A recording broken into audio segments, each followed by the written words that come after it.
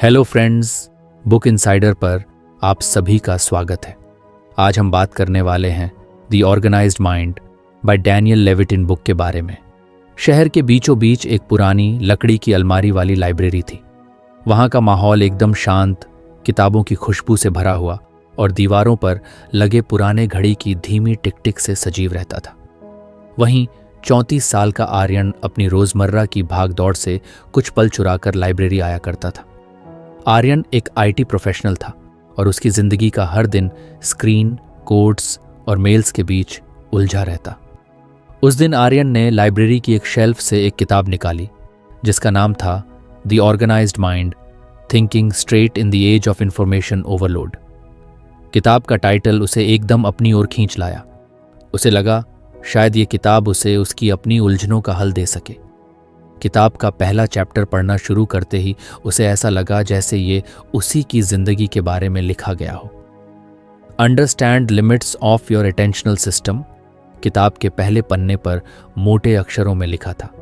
आर्यन ने सोचा, attentional system, ये क्या भला है? लेकिन जैसे जैसे उसने पढ़ना शुरू किया उसकी आंखें खुलने लगीं। लेखक डैनियल लेविटिन ने बताया कि हमारा दिमाग हर समय हर चीज पर ध्यान नहीं दे सकता। आर्यन ने पढ़ा, your brain has a limited capacity to focus and multitasking is not as productive as people think it is. उसने एक गहरी सांस ली। उसे याद आया कि कैसे ऑफिस में वो एक साथ 3-4 काम करता रहता था। एक तरफ ईमेल खोलकर पढ़ रहा होता, दूसरी तरफ किसी क्लाइंट से कॉल पर होता और उसी बीच कोड लिखने की कोशिश करता। तो मैं इतने दिनों से गलत कर रहा हूं? उसने खुद से सवाल किया। उसने पढ़ाई जारी रखी। किताब में लिखा था कि हर बार जब हमारा दिमाग एक काम से दूसरे पर स्विच करता है तो कॉग्निटिव कॉस्ट होती है। इसका मतलब ये हुआ कि जब भी आर्यन कोडिंग छोड़कर मेल का जवाब देने बैठता तो उसका दिमाग उस स्विच के प्रोसेस में कुछ ऊर्जा और समय खो देता। उसने खुद को याद दिलाया कि पिछले हफ्ते उसने एक प्रोजेक्ट पर काम करते हुए कितनी बार गलतियां की थी। वो सोचता था कि वो एफिशिएंट है, लेकिन सच में वो बस अपना ध्यान बटाता जा रहा था। आर्यन ने किताब बंद की और आंखें बंद करके अपनी कुर्सी पर कुछ पीछे झुक गया। लाइब्रेरी का शांत माहौल उसे सोचने पर मजबूर कर रहा था। उसे लगा, क्या सच में मेरी पूरी जिंदगी इंफॉर्मेशन ओवरलोड की वजह से खराब हो रही है? वो अपने कॉलेज के दिनों को याद करने लगा, जब उसे सिर्फ एक चीज पर ध्यान देना होता था, चाहे वो पढ़ाई हो, क्रिकेट खेलना हो या दोस्तों के साथ गप्पे मारना। अब जिंदगी इतनी उलझ गई थी कि वो एक पल भी शांत होकर किसी एक चीज पर फोकस नहीं कर पाता। उसने किताब फिर से खोली। लेखक ने एक प्रैक्टिकल तरीका बताया था, batch similar tasks to minimise the cost of task switching. Aryan ने सोचा, शायद मुझे भी कुछ ऐसा ही करना चाहिए। उसने मन ही मन प्लान बनाया। उसने तय किया कि वो अब ईमेल्स सिर्फ दिन में 2 बार चेक करेगा और बाकी समय कोडिंग पर ध्यान देगा। उसने अपनी घड़ी देखी। लाइब्रेरी बंद होने का समय हो गया था। उसने किताब को वापस शेल्फ पर रखने की बजाय उसे लाइब्रेरी से इश्यू करवा लिया। उसे लगा, ये किताब अभी पूरी नहीं पढ़ी तो कुछ अधूरा रह जाएगा। घर पहुंचकर उसने किताब फिर से खोली। उसमें लिखा था कि हमारा दिमाग ऑर्गेनाइज्ड सिस्टम्स के साथ बेहतर काम करता है। उसने तुरंत अपनी डेस्क पर पड़े बिखरे हुए पेपर, पेन और पुराने नोट्स को एक जगह इकट्ठा किया। उसने अपने कंप्यूटर पर भी सारे फोल्डर्स को सही तरीके से रीऑर्गेनाइज किया। अगले दिन उसने ऑफिस में अपना नया प्लान लागू किया। सुबह ऑफिस पहुंचकर उसने पहले ईमेल्स चेक की और फिर अपने पूरे ध्यान से कोडिंग शुरू की। उसे हैरानी हुई कि वो कितनी जल्दी और बिना किसी गलती के काम पूरा कर रहा था। आर्यन का दिन पहले से कहीं बेहतर और शांतिपूर्ण लगा। उसने महसूस किया कि जब वो एक बार में सिर्फ एक काम पर ध्यान देता है तो न सिर्फ उसका काम बेहतर होता है बल्कि उसे ज्यादा खुशी भी महसूस होती है। शाम को उसने फिर से किताब खोली। इस बार उसने अगले चैप्टर पर जाने से पहले उस दिन के अपने अनुभव को सोचा। उसे एहसास हुआ कि किताब सिर्फ एक पाठ नहीं दे रही थी बल्कि उसकी जिंदगी को बदलने का जरिया बन रही थी। वो इस सोच में डूबा था कि अगर सिर्फ एक चैप्टर ने उसकी सोच को इतना बदल दिया तो पूरी किताब क्या करेगी? कहानी अभी खत्म नहीं हुई थी। आर्यन की जिंदगी में अभी बहुत बदलाव आने बाकी थे। शायद ये किताब सिर्फ मेरे दिमाग को नहीं बल्कि मेरी पूरी जिंदगी को रिओर्गेनाइज कर देगी, उसने मुस्कुराते हुए सोचा। आर्यन अगले दिन शाम को घर पहुंचा तो थका हुआ महसूस कर रहा था, लेकिन उसकी लाइफ में एक नई उम्मीद जग चुकी थी। किताब के पहले पार्ट ने उसे सोचने पर मजबूर कर दिया था।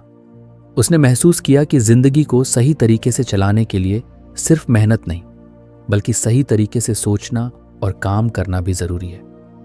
वो जैसे ही कुर्सी पर बैठा, उसने किताब उठाई और दूसरा चैप्टर खोल लिया। Organise external environments to aid memory, उसने धीरे से पढ़ा। आर्यन कुछ ठिठक गया। उसने सोचा, एक्सटर्नल एनवायरनमेंट, ये किस चीज की बात हो रही है? लेकिन जैसे जैसे उसने पढ़ना शुरू किया, सारी बातें साफ होने लगी। लेखक ने लिखा था कि हमारा दिमाग सीमित क्षमता वाला है। हर चीज याद रखने की कोशिश करना न सिर्फ थकाऊ है, बल्कि अनावश्यक भी। आर्यन को पिछले हफ्ते की वो सुबह याद आई जब वो ऑफिस के लिए लेट हो रहा था और अपनी चाबियां ढूंढने के लिए पूरे घर को सिर पर उठा लिया था। अगर आपको हमारी फ्री समरी अच्छी लगती है तो आप हमारे चैनल को सब्सक्राइब कर सकते हैं, हमारी मेंबरशिप खरीद सकते हैं या हमें यूपीआई के थ्रू सपोर्ट कर सकते हैं। अब समरी पर वापस चलते हैं। तो मैं वही कर रहा हूं जो इस किताब में अवॉइड करने को कहा गया है, उसने खुद से कहा। लेखक ने सलाह दी थी कि छोटी छोटी चीजों के लिए सिस्टम बनाना चाहिए। उदाहरण के लिए, चाबियों और चश्मे जैसी चीजों के लिए एक फिक्स जगह होनी चाहिए। इससे हमारा दिमाग बार बार उन्हीं चीजों को याद करने में समय बर्बाद नहीं करता। आर्यन ने किताब में पढ़ा, writing down tasks and ideas rather than trying to remember them helps declutter the mind and enhances focus. मतलब मुझे अपनी याददाश्त के भरोसे रहने की जरूरत नहीं है, उसने खुद से सवाल किया। उसने किताब बंद की और अपने कमरे का मुआयना करने लगा। उसकी डेस्क पर कागजों का ढेर, बिखरे हुए पेन और फोन चार्जर पड़ा हुआ था। वो मुस्कुराया। किताब की बात सही है, मेरा दिमाग बिखरी हुई चीजों के बीच खुद बिखर जाता है। उसने फौरन अपनी डेस्क साफ करना शुरू किया। कागजों को अलग अलग फोल्डर में रखा, पेन को पेन होल्डर में डाला और चार्जर को सही जगह पर रख दिया। इसके बाद उसने अपनी चाबियों के लिए एक छोटी सी ट्रे निकाली और तय किया कि अब से वो चाबियां वहीं रखेगा। आर्यन ने महसूस किया कि इन छोटी छोटी चीजों से उसे कितना सुकून मिल रहा है। उसने मन ही मन तय किया कि अगले दिन से वो ऑफिस में भी अपना वर्क स्पेस रिओर्गेनाइज करेगा। लेकिन किताब में सिर्फ चीजें रखने की बात नहीं थी। लेखक ने बताया था कि कैसे लिखना भी एक असरदार तरीका है। दिमाग में सारी बातें रखने के बजाय उन्हें कहीं लिख लेना हमारी याददाश्त पर से दबाव कम करता है। आर्यन को याद आया कि जब वो कॉलेज में था तब कैसे नोट्स बनाता था और हर चीज का रिकॉर्ड रखता था। अब वो सब भूल गया था। उसने अपनी नोटबुक उठाई और उसमें वो सारे छोटे बड़े काम लिख दिए जो उसे अगले दिन करने थे। उसने महसूस किया कि ऐसा करने से उसका दिमाग खाली और हल्का महसूस कर रहा था। अगले दिन ऑफिस में उसने वही किया। उसने अपनी डेस्क को साफ सुथरा रखा और अपने कंप्यूटर पर भी एक टू डू लिस्ट बनाई।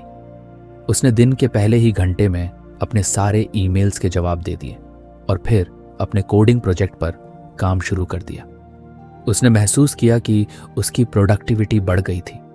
शाम को घर लौटते वक्त उसने सोचा, क्या ये सब सिर्फ एक किताब की वजह से हो रहा है? उसे लगने लगा था कि वो अपनी जिंदगी में कुछ बड़ा बदलाव ला रहा है। रात को उसने फिर से किताब खोली। लेखक ने एक और महत्वपूर्ण बात कही थी, हमारी याददाश्त हमारे पर्यावरण से बहुत प्रभावित होती है। अगर हमारा आसपास का माहौल बिखरा हुआ है तो हमारा दिमाग भी बिखरा हुआ महसूस करता है। आर्यन ने किताब बंद की और अपने पूरे घर को देखने लगा। उसे महसूस हुआ कि सिर्फ उसकी डेस्क ही नहीं, बल्कि पूरा घर एक रिओर्गेनाइजेशन की मांग कर रहा था। उसने सोचा कि वो वीकेंड पर घर की सफाई और चीजों को सही जगह रखने का प्लान करेगा। वो किताब के दूसरे पार्ट से भी उतना ही प्रभावित हुआ था जितना पहले से। उसे लगने लगा था कि अगर उसने इस किताब के सारे लेसन्स अपनी जिंदगी में लागू कर लिए तो शायद वो वही इंसान नहीं रहेगा जो आज है। उसकी सोच और आदतें पूरी तरह बदल जाएंगी। आर्यन को अब हर रात इस किताब के साथ बिताना अच्छा लगने लगा था। उसे यकीन हो गया था कि यह सिर्फ एक किताब नहीं, बल्कि उसके लिए एक गाइड बन चुकी है। आर्यन की दिनचर्या अब धीरे धीरे बदलने लगी थी। पहले वो हर सुबह बेमन और घबराहट में शुरू करता था, लेकिन अब उसकी सुबह में एक अजीब सी शांति और उत्साह आ गया था। द ऑर्गेनाइज्ड माइंड की सलाह मानते हुए उसने अपनी चीजों को व्यवस्थित करना और अपनी लाइफ को कुछ सरल बनाना शुरू कर दिया था। लेकिन वो जानता था कि सफर अभी लंबा है। उस शाम ऑफिस से लौटने के बाद उसने अपनी आदत के मुताबिक किताब उठाई। तीसरा चैप्टर था प्रायोरिटाइज टास्क्स इफेक्टिवली। आर्यन के दिमाग में जैसे घंटी बज उठी। उसने खुद से कहा, यही तो मेरी सबसे बड़ी समस्या है। मुझे कभी समझ ही नहीं आता कि क्या पहले करूं और क्या बाद में। पढ़ते हुए उसने समझा कि हमारी दिन भर की ऊर्जा और निर्णय लेने की क्षमता सीमित होती है। हर बार जब हम एक छोटा या बड़ा फैसला लेते हैं तो हमारी मानसिक ऊर्जा खर्च होती है। लेखक ने इसे डिसीजन फटीग कहा था। जैसे जैसे दिन गुजरता है हमारी फैसले लेने की ताकत कमजोर होने लगती है। आर्यन को तुरंत ही अपने दिन का ख्याल आया। सुबह ऑफिस पहुंचते ही वो छोटी छोटी चीजों में उलझ जाता था। कौन से ईमेल का जवाब पहले देना है, कौन सा काम पहले करना है, या लंच में क्या खाना है। इन छोटे फैसलों के चक्कर में उसके बड़े और महत्वपूर्ण काम अक्सर पीछे रह जाते थे। लेखक ने सुझाव दिया था कि हर दिन की शुरुआत सबसे महत्वपूर्ण काम से करनी चाहिए। उसे वो कहानी याद आई जिसमें एक प्रोफेसर ने स्टूडेंट्स को एक जार में पत्थर, कंकड़ और रेत भरने के बारे में बताया था। अगर आप रेत और कंकड़ों से जार भरते हैं तो बड़े पत्थरों के लिए जगह नहीं बचती, लेकिन अगर आप पहले बड़े पत्थरों को डालते हैं तो बाकी चीजें उनके आसपास फिट हो जाती हैं। तो मुझे भी अपने दिन के बड़े पत्थर पहले चुनने होंगे, आर्यन ने सोचा। उसने किताब के सुझाव को ध्यान से पढ़ा। लेखक ने लिखा था कि सभी कामों को 4 कैटेगरी में बांटना चाहिए। 1, महत्वपूर्ण और तुरंत, जो काम तुरंत करना जरूरी है। 2, महत्वपूर्ण लेकिन समय सेंसिटिव नहीं, जो महत्वपूर्ण है लेकिन समय सेंसिटिव नहीं है। 3, महत्वपूर्ण नहीं लेकिन अर्जेंट, जो तुच्छ हैं लेकिन तुरंत ध्यान खींचते हैं। 4, not important and not urgent, जिन्हें इग्नोर किया जा सकता है। आर्यन ने अपनी नोटबुक निकाली और अब जैसे कि हर छोटी ईमेल का तुरंत जवाब देना या मीटिंग्स की प्लानिंग। अगली सुबह उसने अपनी नई रणनीति आजमाई। ऑफिस पहुंचते ही उसने अपनी लिस्ट देखी और सबसे पहले इम्पॉर्टेंट एंड अर्जेंट टास्क पर काम करना शुरू किया। वो एक महत्वपूर्ण कोडिंग प्रोजेक्ट था जो पिछले कुछ दिनों से अटका हुआ था। उसने ईमेल्स और दूसरी चीजों को इग्नोर किया और पूरे 2 घंटे सिर्फ उसी प्रोजेक्ट पर ध्यान दिया। 2 घंटे बाद उसने खुद को तरोताजा महसूस किया। ये तो सच में काम कर रहा है, उसने खुद से कहा। उसने महसूस किया कि जब उसने सबसे कठिन और जरूरी काम पहले कर लिया तो बाकी चीजों के लिए वो ज्यादा रिलैक्स महसूस कर रहा था। शाम को जब वो घर पहुंचा तो उसने अपनी दिन भर की प्रगति को देखा। उसने महसूस किया कि जब हम छोटे और गैर जरूरी फैसलों को छोड़ देते हैं तो हमारा दिमाग बड़ा सोचने और बेहतर काम करने के लिए खुला रहता है। रात को किताब पढ़ते हुए उसे एक और महत्वपूर्ण बात समझ आई। लेखक ने कहा था कि हमारे दिमाग को बार बार टास्क स्विच करने से बचाने के लिए हमें समय और ऊर्जा को सही तरीके से बांटना चाहिए। उदाहरण के लिए, ईमेल्स के लिए दिन में 1 या 2 बार का समय तय करना, बजाय इसके कि हर 10 मिनट पर कुछ न कुछ करना। मिनट में मेल चेक करते रहें। आर्यन ने अगले दिन के लिए एक नया नियम बनाया। उसने तय किया कि वो सुबह 10 बजे और फिर शाम को 4 बजे ही ईमेल्स चेक करेगा। बाकी समय वो अपने मुख्य कामों पर ध्यान देगा। उसने महसूस किया कि इस एक छोटे से बदलाव ने उसकी प्रोडक्टिविटी को अगले स्तर पर पहुंचा दिया। धीरे धीरे आर्यन की जिंदगी में एक पैटर्न बनने लगा। हर दिन की शुरुआत सबसे महत्वपूर्ण काम से होती, फिर दूसरे कामों पर ध्यान दिया जाता। उसने देखा कि इस बदलाव ने न सिर्फ उसके काम को बेहतर बनाया बल्कि उसकी मानसिक शांति भी लौटने लगी थी। आर्यन को अब समझ आने लगा था कि जिंदगी को बेहतर बनाने का मतलब हर चीज पर काम करना नहीं है, बल्कि ये समझना है कि कौन से काम वाकई मायने रखते हैं और उन्हीं पर अपनी ऊर्जा लगानी चाहिए। उसने महसूस किया कि प्रायोरिटाइज टास्क्स इफेक्टिवली सिर्फ एक पार्ट नहीं था, बल्कि एक जीवन जीने का तरीका था। आर्यन को यकीन हो गया था कि ये किताब उसकी जिंदगी को बदलने के लिए लिखी गई थी। उसने मुस्कुराते हुए किताब को बंद किया और सोचा, अभी तो और भी लेसन्स बाकी हैं, देखते हैं आगे क्या नया सीखने को मिलता है। आर्यन अब किताब के हर नए चैप्टर को अपनी जिंदगी का हिस्सा बनाने के लिए उत्साहित रहता था। पहले 3 चैप्टर्स ने उसे सिखाया था कि उसकी जिंदगी का हर पल एक योजनाबद्ध तरीके से बेहतर बनाया जा सकता है। उसने महसूस किया था कि किताब सिर्फ उसके काम करने के तरीके को नहीं, बल्कि उसकी सोचने की प्रक्रिया और खुद के साथ उसके रिश्ते को भी बदल रही थी। उस रात उसने चौथा चैप्टर खोला, लिस्ट्स की शक्ति को स्वीकार करें। उसे ये टाइटल पढ़ते ही मजा आ गया। उसने मन ही मन सोचा, लिस्ट्स, ये तो मैं स्कूल के दिनों में करता था, फिर कब छूट गया ये सब। पढ़ना शुरू करते ही वो लेखक की एक बात पर ठहर गया, क्रिएटिंग लिस्ट्स रिड्यूसेस एंग्जाइटी। ये वाक्य उसके दिल में उतर गया। उसने तुरंत खुद को याद दिलाया कि कैसे हर रात सोने से पहले अगले दिन के कामों के बारे में सोचते हुए उसकी नींद उचट जाती थी। वो बार बार ये सोचता, क्या मैंने सब याद रखा है, क्या कुछ भूल जाऊंगा। लेखक ने बताया कि जब हम अपनी सोच को कागज पर लिख देते हैं तो हमारा दिमाग हल्का हो जाता है। लिस्ट्स हमारे दिमाग का भार कम करके एक रोड मैप की तरह काम करती हैं। आर्यन को समझ आया कि लिस्ट्स बनाना सिर्फ एक काम की प्रक्रिया नहीं है, बल्कि ये मानसिक शांति पाने का तरीका भी है। आर्यन ने तुरंत अपनी नोटबुक उठाई। उसने एक नई लिस्ट बनाई। 1, अगले दिन ऑफिस में ज़रूरी टास्क। 2, वो चीज़ें जो पिछले कई हफ्तों से पेंडिंग थीं। 3, पर्सनल लाइफ में किए जाने वाले छोटे छोटे काम, जैसे ग्रॉसरी लाना या किसी दोस्त को कॉल करना। लिस्ट बनाते ही उसने महसूस किया कि उसका दिमाग अचानक शांत हो गया है।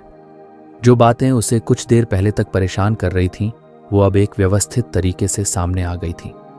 उसे समझ में आया कि जब चीज़ें साफ साफ दिखने लगती हैं तो हमारी घबराहट अपने आप कम हो जाती है। अगले दिन सुबह आर्यन ने अपनी लिस्ट निकाली और सबसे पहले उसे पढ़ा। उसने दिन के पहले घंटे में ही सबसे ज़रूरी काम पूरे कर ली। उसने देखा कि लिस्ट्स उसकी सोच को सही दिशा में मोड़ने का काम कर रही थी। जब भी उसका ध्यान भटकता, वो लिस्ट पर लौट आता और देखता कि उसे अगला क्या करना है। शाम को घर लौटते वक्त उसने बस में बैठकर अपनी लिस्ट को देखा। उसने महसूस किया कि उसने दिन भर में लगभग सब कुछ कर लिया था। ये देखकर उसके चेहरे पर एक संतोषजनक मुस्कान आ गई। उसने सोचा, अगर मैं ये आदत हमेशा के लिए अपना लूं तो मेरी लाइफ कितनी आसान हो सकती है। रात को उसने किताब के उस हिस्से को फिर से पढ़ा जहां लेखक ने कहा था कि लिस्ट सिर्फ दिन के छोटे कामों के लिए नहीं होती, बल्कि बड़े सपनों और गोल्स के लिए भी होती है। उसने सोचा कि वो भी अपनी जिंदगी के बड़े सपनों की एक लिस्ट बनाएगा। आर्यन ने अपनी नोटबुक खोली और लिखना शुरू किया। 1, अगले 3 साल में करियर में प्रमोशन। 2, हर महीने एक नई किताब पढ़ने की आदत। 3, अपने माता पिता को एक बार विदेश घुमाने ले जाना। 4, पर्सनल हेल्थ पर ध्यान देना और जिम शुरू करना। जब उसने लिस्ट पूरी की तो उसे अपने सपने अचानक ज्यादा वास्तविक लगने लगे। उसे ऐसा लगा कि अब ये सब हासिल करना मुश्किल नहीं, क्योंकि उसने उन्हें शब्दों में बदल, सिर्फ एक लिस्ट बना ले और देख तेरा पूरा दिन कैसे बदल जाएगा। आदित्य ने हंसते हुए कहा, चल तेरी बात मान लेता हूं। आर्यन को लगा कि वो न सिर्फ अपनी जिंदगी बदल रहा है, बल्कि दूसरों को भी प्रेरित कर रहा है। उस रात उसने किताब के अगले चैप्टर पर नजर डाली। वो जानता था कि अगली सीख उसकी जिंदगी को और बेहतर बनाएगी, लेकिन इस बार उसने किताब बंद करते हुए सोचा, आज की सबसे बड़ी सीख ये थी कि लिस्ट्स सिर्फ एक साधारण आदत नहीं, बल्कि जिंदगी को आसान और खुशहाल बनाने का जरिया है। आर्यन को अब किताब का हर शब्द अपना सा लगने लगा था। उसने मुस्कुराते हुए सोचा, अभी तो यह शुरुआत है। आर्यन अब किताब का हर नया पाठ अपनी जिंदगी का हिस्सा बनाने के लिए बेताब रहता था। उसने महसूस किया था कि द ऑर्गेनाइज्ड माइंड न सिर्फ उसे बेहतर बनने में मदद कर रही थी, बल्कि उसके सोचने के तरीके को ही बदल रही थी। हर पाठ उसके लिए एक नया आईना लेकर आता, जिसमें वो खुद को और अपनी आदतों को साफ साफ देख पाता। उस शाम जब उसने किताब उठाई तो अगला चैप्टर था, recognise and manage shadow work. ये टाइटल कुछ रहस्यमय सा लगा। उसने सोचा, शैडो वर्क, ये क्या है? लेकिन जैसे ही उसने पढ़ना शुरू किया, उसे समझ आने लगा कि लेखक किस बारे में बात कर रहे हैं। लेखक ने समझाया कि शैडो वर्क वे काम होते हैं जो आमतौर पर न तो किसी के द्वारा पहचाने जाते हैं न ही उनके लिए हमें कोई भुगतान मिलता है। ये ऐसे छोटे छोटे काम होते हैं जो दिन भर हमारी ऊर्जा और समय खा जाते हैं। आर्यन को महसूस हुआ कि उसकी जिंदगी में शैडो वर्क कितना बड़ा हिस्सा ले रहा है। उसे तुरंत ही अपनी रोजमर्रा की जिंदगी का ख्याल आया, जैसे सुबह उठते ही ईमेल्स चेक करना, सोशल मीडिया के नोटिफिकेशंस देखना, घर के बिल भरना, ऑनलाइन ऑर्डर्स ट्रैक करना या ऑफिस के लिए मीटिंग सेट करना। ये सब काम छोटे लगते थे, लेकिन असल में इनसे उसकी मानसिक ऊर्जा और समय काफी बर्बाद होता था। लेखक ने कहा था कि शैडो वर्क को पहचानना और इसे मैनेज करना जरूरी है। आर्यन ने सोचा, अगर मैं इन छोटे छोटे कामों को समझदारी से संभाल लूं तो मेरे पास कितना समय और ऊर्जा बच सकती है। आर्यन ने किताब में एक और बात पढ़ी, shadow work is not inherently bad, but when unmanaged it becomes a burden. उसने खुद से पूछा, क्या मैंने कभी सोचा है कि मैं दिन भर कितनी बार ऐसे कामों में फंसता हूं जो जरूरी नहीं है? उसने तुरंत अपनी नोटबुक निकाली और पूरे दिन के शैडो वर्क की लिस्ट बनानी शुरू की। 1. सुबह उठकर आधे घंटे तक सोशल मीडिया स्क्रॉल करना। 2. ऑफिस पहुंचते ही अनावश्यक ईमेल्स पढ़ना। 3 दिन में कई बार अपने डेस्क की बिखरी चीजें सही करना। 4 शाम को ऑनलाइन शॉपिंग साइट्स पर ऑफर्स देखना। 5 घर के छोटे छोटे कामों को बिना योजना के करना। लिस्ट बनाते ही आर्यन को समझ आ गया कि ये छोटे छोटे काम कैसे उसकी जिंदगी में छुपकर बड़े बड़े बदलाव ला रहे थे। ये काम उसे मानसिक रूप से थका रहे थे, बिना उसे पता चले। अगले दिन उसने शैडो वर्क को मैनेज करने के लिए एक नई रणनीति बनाई। उसने तय किया कि वो सुबह सोशल मीडिया स्क्रॉल करने के बजाय मेडिटेशन करेगा, ईमेल्स को दिन में सिर्फ 2 बार चेक करेगा और ऑफर्स देखने के लिए वीकेंड पर एक तय समय निकालेगा। उसने देखा कि इस छोटे से बदलाव ने तुरंत असर दिखाया। अब उसके पास ज्यादा समय था और उसकी एनर्जी दिन भर बनी रहती थी। उसने महसूस किया कि शैडो वर्क को पहचानना और उसे एक सिस्टम में ढालना कितना जरूरी है। शाम को उसने अपने दोस्त आदित्य से इस बारे में बात की। उसने कहा, तुझे पता है, हमारे दिन के आधे काम ऐसे होते हैं जिनकी ना हमें जरूरत होती है, ना हमें उनकी अहमियत का अंदाजा होता है। ये शैडो वर्क है और मुझे अब इसे मैनेज करना आ गया है। आदित्य ने हैरानी से पूछा, कैसे? आर्यन ने मुस्कुराते हुए जवाब दिया, बस छोटे छोटे बदलाव करके। सबसे पहले ये समझ कि तेरे दिन में कौन से काम शैडो वर्क हैं, फिर उन्हें या तो डेलीगेट कर दे या एक तय समय पर कर। उस रात जब आर्यन किताब पढ़ रहा था तो उसने लेखक की एक और बात पर ध्यान दिया। लेखक ने कहा था कि शैडो वर्क से निपटने का सबसे अच्छा तरीका है स्ट्रीमलाइनिंग रिस्पॉन्सिबिलिटीज, यानी अपनी जिम्मेदारियों को सरल बनाना। आर्यन ने तय किया कि वो अपने घर और ऑफिस में भी शैडो वर्क को कम करने की कोशिश करेगा। उसने ऑफिस में अपने सहकर्मियों से काम बांटने की योजना बनाई ताकि हर छोटी बात के लिए उसे ही सब कुछ न देखना पड़े। घर पर उसने अपनी पत्नी से बात की और दोनों ने मिलकर तय किया कि घरेलू कामों की एक स्पष्ट लिस्ट बनाएंगे और उन्हें बांट लेंगे। धीरे धीरे आर्यन को महसूस हुआ कि उसकी जिंदगी ज्यादा व्यवस्थित और संतुलित हो रही है। शैडो वर्क को पहचान कर और उसे सही तरीके से मैनेज करके उसने अपने समय और मानसिक ऊर्जा को बचाना सीख लिया था। आर्यन ने खुद से कहा, अगर मैं इस किताब के हर पाठ को अपनी जिंदगी में लागू करता रहा तो मैं सच में वो इंसान बन जाऊंगा जो हमेशा बनना चाहता था। उसने किताब को बंद किया और सोचा, अभी तो और भी सीख बाकी है, देखते हैं आगे क्या नया सीखने को मिलेगा। आर्यन की जिंदगी में अब द ऑर्गेनाइज्ड माइंड किताब एक गाइड बन चुकी थी। हर नया चैप्टर उसके लिए जैसे एक नई खिड़की खोलता, जिससे उसे खुद की और अपनी आदतों की गहराई समझ में आती। पिछला पार्ट, जिसमें उसने शैडो वर्क को पहचानने और मैनेज करने का तरीका सीख, चाहे वो हमारे जीवन के अनुभव हों, लोगों के चेहरे हों या हमारे काम से जुड़ी जानकारी, दिमाग हर चीज को कैटेगरी में बांटता है। कैटेगराइजेशन रिड्यूसेस कॉग्निटिव लोड, लेखक ने लिखा। आर्यन को यह बात तुरंत समझ आ गई। उसने सोचा, सच में अगर हर चीज बेतरतीब हो तो दिमाग कितना परेशान हो जाएगा। कैटेगराइज करके चीजों को सही जगह पर रखना दिमाग को रिलैक्स करता है। आर्यन ने अपने ऑफिस का ख्याल किया। उसकी कंप्यूटर फाइलें अक्सर बिखरी रहती थीं। डेस्कटॉप पर दर्जनों आइकन, ईमेल्स बिना किसी फोल्डर में सेव किए और पुराने प्रोजेक्ट्स की फाइलें इधर उधर। जब भी उसे किसी पुरानी फाइल की जरूरत होती तो उसे घंटों ढूंढना होता। वो अक्सर सोचता, काश मैंने इसे किसी फोल्डर में रखा होता। लेखक ने सुझाव दिया था कि डिजिटल और फिजिकल दोनों जगहों पर कैटेगराइजेशन का तरीका अपनाना चाहिए। इससे न केवल समय बचता है बल्कि मानसिक शांति भी मिलती है। आर्यन ने तुरंत अपनी डेस्कटॉप स्क्रीन खोली और फैसला किया कि वो आज ही इसे व्यवस्थित करेगा। उसने एक नई लिस्ट बनाई। 1. पुराने प्रोजेक्ट्स के लिए एक अलग फोल्डर। 2. व्यक्तिगत डॉक्यूमेंट्स के लिए एक जगह। 3. हर महीने की ईमेल्स को अलग अलग फोल्डर्स में बांटना। 4. अपने डेस्कटॉप पर सिर्फ 5 सबसे जरूरी आइकन रखना। जब उसने ये सब किया तो उसकी स्क्रीन एकदम साफ सुथरी लगने लगी। आर्यन ने महसूस किया कि सिर्फ ये छोटा सा बदलाव करने से उसका दिमाग कितना हल्का महसूस कर रहा था। उसे लगा जैसे अब उसके पास चीजों पर बेहतर नियंत्रण है। रात को जब वो किताब पढ़ने बैठा तो लेखक की एक और बात ने उसका ध्यान खींचा। लेखक ने कहा था कि कैटेगराइजेशन सिर्फ डिजिटल या फिजिकल स्पेस तक सीमित नहीं है, बल्कि इसे हमारी सोच और प्रॉब्लम सॉल्विंग स्किल्स में भी लागू किया जा सकता है। आर्यन को तुरंत अपनी ऑफिस मीटिंग्स की याद आई।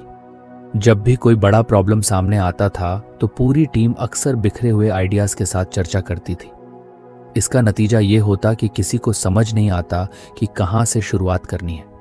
उसने सोचा, अगर हम अपने आइडियाज को कैटेगरी में बांट लें तो शायद चीजें आसान हो जाएं। अगले दिन ऑफिस में उसने ये प्रयोग किया। एक मीटिंग के दौरान उसने सबको अपने आइडियाज को 4 कैटेगरी में बांटने को कहा। 1. तुरंत हल होने वाले छोटे प्रॉब्लम्स। 2. लंबे समय के लिए प्लान किए जाने वाले काम। 3. रिसोर्सेज से जुड़े मुद्दे। 4. टीम के सदस्यों से फीडबैक की जरूरत वाले टॉपिक्स। मीटिंग के अंत तक हर चीज इतनी स्पष्ट हो चुकी थी कि पूरी टीम आर्यन की तारीफ करने लगी। उसके बॉस ने मुस्कुराते हुए कहा, यह तरीका तो वाकई मददगार है। आर्यन को अपने अंदर एक नई ताकत महसूस हुई। शाम को घर पर उसने अपने पर्सनल जीवन में भी कैटेगराइजेशन को लागू करने की सोची। उसने अपने अलमारी की तरफ देखा जहां कपड़े इधर उधर पड़े थे। उसने फैसला किया कि वो इसे भी व्यवस्थित करेगा। उसने कपड़ों को 3 कैटेगरी में बांटा, ऑफिस के कपड़े, कैजुअल कपड़े और पार्टी वियर। जब अलमारी व्यवस्थित हो गई तो उसने देखा कि अब कपड़े ढूंढना कितना आसान हो गया था। आर्यन ने खुद से कहा, कैटेगराइजेशन सिर्फ चीजों को व्यवस्थित करने का तरीका नहीं है, यह दिमाग को हल्का करने का जरिया भी है। उसने किताब के उस हिस्से को फिर से पढ़ा जहां लेखक ने लिखा था, effective categorisation helps us find information more quickly and reduces decision fatigue. Aryan ने सोचा कि यह पाठ भी उसकी जिंदगी का अहम हिस्सा बन चुका है। उसने मुस्कुराते हुए खुद से कहा, अभी तो और भी सीखना बाकी है, देखते हैं आगे की किताब क्या सिखाती है। अगले दिन ऑफिस जाते वक्त उसने अपने सहकर्मी आदित्य से कहा, भाई तुझे पता है, चीजों को कैटेगरी में बांटना सिर्फ काम को आसान नहीं बनाता बल्कि हमारी सोच को भी साफ करता है, तू भी ट्राई कर। आदित्य ने जवाब दिया, चल आज से ही शुरू करता हूं। आर्यन को अब हर दिन किताब पढ़ने और नए पाठ को अपनी जिंदगी में लागू करने में मजा आने लगा था। उसने महसूस किया कि हर छोटी आदत जब सही तरीके से अपनाई जाती है तो जिंदगी को बेहतर बना सकती है। यह तो बस शुरुआत है, उसने सोचा, अभी तो और भी सीख बाकी है। आर्यन को अब किताब के हर चैप्टर का इंतजार रहता था। हर नया पाठ उसकी जिंदगी में कुछ ऐसा जोड़ देता जो न केवल उसे बेहतर इंसान बना रहा था बल्कि उसकी रोजमर्रा की परेशानियों को भी हल्का कर रहा था। उस रात जब उसने किताब खोली तो अगला चैप्टर था use of designated places. Aryan ने टाइटल पढ़ा और मुस्कुरा दिया। उसे तुरंत याद आया कि कितनी बार उसने खुद को ऐसी स्थिति में पाया था जहां वो अपनी चाबी या मोबाइल ढूंढने के लिए पूरे घर में इधर उधर भाग रहा होता था। उसने सोचा, अगर इस छोटे से टॉपिक पर पूरा एक चैप्टर है तो जरूर इसमें कुछ खास होगा। जैसे ही उसने पढ़ना शुरू किया उसे लेखक की बात ने एकदम पकड़ लिया। लेखक ने लिखा था कि the rule of the designated place not only saves time but also reduces mental clutter. Aryan ने सोचा, सच में मैं रोज कितनी बार अपनी चीजें ढूंढने में समय बर्बाद करता हूं। अगर हर चीज की एक तय जगह हो तो जिंदगी कितनी आसान हो सकती है। आर्यन को अपनी सुबह की दिनचर्या याद आई। हर दिन ऑफिस जाने से पहले वो चाबी, वॉलेट और मोबाइल चार्जर ढूंढने में परेशान हो जाता था। कभी कभी तो इतनी देरी हो जाती कि उसे घर से निकलने से पहले झुंझलाहट महसूस होती। उसने सोचा, अगर मेरी इन चीज़ों की एक तय जगह होती तो शायद मुझे ये परेशानी कभी ना होती। लेखक ने समझाया था कि डेजिग्नेटेड प्लेसेस जब हमें बार बार चीज़ें ढूंढनी पड़ती हैं तो हमारा दिमाग अनावश्यक तनाव में पड़ जाता है। उसने तुरंत ही इस आइडिया को अपनी जिंदगी में लागू करने की ठानी। उसने अपने कमरे को ध्यान से देखा और कुछ ठोस कदम उठाने का फैसला किया। 1. उसने अपने दरवाजे के पास एक छोटी टेबल रखी और तय किया कि चाबी हमेशा वहीं रखेगा। 2 वॉलेट और घड़ी के लिए उसने अपने बेड साइड टेबल का एक कोना तय किया। 3 मोबाइल चार्जर के लिए उसने एक सॉकेट के पास एक छोटी ट्रे लगाई। 4 जूतों के लिए एक अलग शेल्फ तय की। उसने रात को यह सब व्यवस्थित किया और अगले दिन का इंतजार करने लगा। अगली सुबह जब वो ऑफिस के लिए तैयार हो रहा था तो उसने पाया कि सारी चीजें अपनी जगह पर हैं। चाबी, वॉलेट, मोबाइल, सब कुछ। उसने महसूस किया कि सुबह की वो भाग दौड़ जो रोज उसकी शुरुआत को बिगाड़ देती थी अब गायब हो चुकी है। उसने मन ही मन सोचा, ये तो वाकई काम कर गया। ऑफिस में उसने अपने दोस्त आदित्य को इस नए नियम के बारे में बताया। आदित्य ने हंसते हुए कहा, अरे भाई, ये तो बड़ा आसान तरीका है, लेकिन कभी सोचा ही नहीं। आर्यन ने कहा, आसान चीजें ही तो सबसे ज्यादा असर करती हैं, तू आज से ट्राई कर। शाम को घर लौटते वक्त उसने सोचा कि अगर ये नियम छोटी छोटी चीजों पर इतना असर डाल सकता है तो बड़े पहलुओं पर इसे कैसे लागू किया जा सकता है। उसने अपने ऑफिस का ख्याल किया, जहां फाइलें और डॉक्यूमेंट्स अक्सर बिखरे रहते थे। उसने फैसला किया कि वो ऑफिस में भी इस नियम को अपनाएगा। अगले दिन ऑफिस में उसने अपने डेस्क को व्यवस्थित किया। उसने हर चीज के लिए एक तय जगह बनाई। पेन और स्टेशनरी के लिए एक स्टैंड, जरूरी डॉक्यूमेंट्स के लिए एक फोल्डर, कंप्यूटर स्क्रीन के पास पोस्ट इट नोट्स के लिए एक छोटा बॉक्स, पुराने प्रोजेक्ट्स की फाइलों के लिए एक ड्रावर। सिर्फ 1 घंटे के काम ने उसकी टेबल को इतना व्यवस्थित बना दिया कि अब उसे कोई भी चीज ढूंढने में मुश्किल नहीं हो रही थी। उसने महसूस किया कि यह बदलाव न केवल उसकी प्रोडक्टिविटी बढ़ा रहा था, बल्कि उसे मानसिक शांति भी दे रहा था। शाम को घर पर उसने सोचा कि ये नियम उसके पर्सनल जीवन में और कहां-कहां लागू किया जा सकता है। उसे याद आया कि उसकी अलमारी अक्सर बिखरी रहती थी। कपड़े ढूंढने में भी काफी समय बर्बाद होता था। उसने अलमारी को व्यवस्थित करने का फैसला किया। उसने कपड़ों को कैटेगरी में बांटा और तय किया कि हर कैटेगरी का एक खास सेक्शन होगा। जब अलमारी व्यवस्थित हो गई तो उसने महसूस किया कि अब कपड़े ढूंढना भी कितना आसान हो गया है। उसे एक और बात समझ में आई, हम जितना कम समय बर्बाद करते हैं उतना ही हम बड़ी चीजों पर ध्यान केंद्रित कर सकते हैं। आर्यन ने महसूस किया कि डेजिग्नेटेड प्लेसेस का नियम सिर्फ समय बचाने का नहीं, बल्कि ध्यान केंद्रित रखने का भी एक तरीका है। रात को उसने किताब के उस हिस्से को फिर से पढ़ा जहां लेखक ने कहा था, having a consistent place for important objects not only saves time but also reduces frustration. Aryan ने खुद से कहा, अब मैं इस नियम को पूरी तरह से अपनाऊंगा। यह सिर्फ एक आदत नहीं है, बल्कि जिंदगी को सरल बनाने का तरीका है। उसने किताब को बंद किया और मुस्कुराते हुए सोचा, अभी तो बहुत कुछ सीखना बाकी है। यह सफर कितना मजेदार है। तो फ्रेंड्स, ये थी हमारी आज की बुक समरी। आपको कैसी लगी कमेंट करके जरूर बताएं और धन्यवाद आपका समरी एंड तक सुनने के लिए।